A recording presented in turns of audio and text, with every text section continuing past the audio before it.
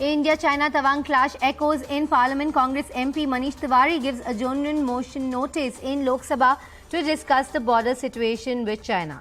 Let's remember, this is the third day in a row that the opposition has moved for an adjournment notice in the Parliament, denied 2 days. Going across to my colleague Pallavi Ghosh, our senior editor, who brings us more perspective. Very good morning to you, Pallavi. The third day in a row, will they be given permission to discuss the issue in the Parliament? Earlier, the government has cited security concerns, saying you cannot discuss it in an open forum. Will there be any change today?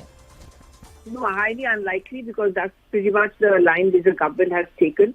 The government also feels that these are means you may have to divulge, and there may be demand for coming to know what the armed operations are and how equipped is the army, and that would mean that you give out your trade secrets.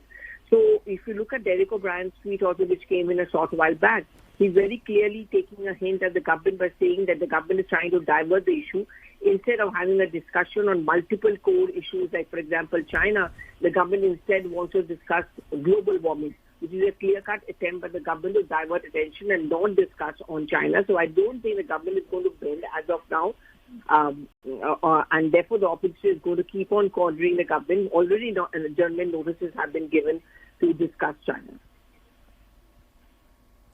By the way, the opposition has also been asking for an all-party meeting. The Congress maintains that every time there's been a conflict at the border, they've had an all-party meeting to address it. So perhaps not in the Parliament, but is there any chance of any meeting to discuss this, perhaps not in a public forum? Yes, we'll be talking about this, and national security certainly is something which the government has been citing. In fact, on day one, when this news broke on 12th of December, opposition parties also said, okay, if we don't even want to discuss it on the floor of the House, at least the Prime Minister should call an all-party meeting where he, along with the Defence Minister, briefs them of the steps being taken.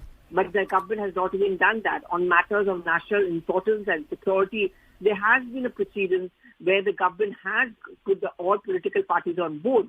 You know, opposition parties also have understood the pitfall of questioning the issue too much, which is why they have been very carefully nuanced and made the point that while we respect and have faith in the armed forces, it's a lack of political leadership at the center which we are questioning. Thank you so much, Pallavi, for joining us with all those details. Going across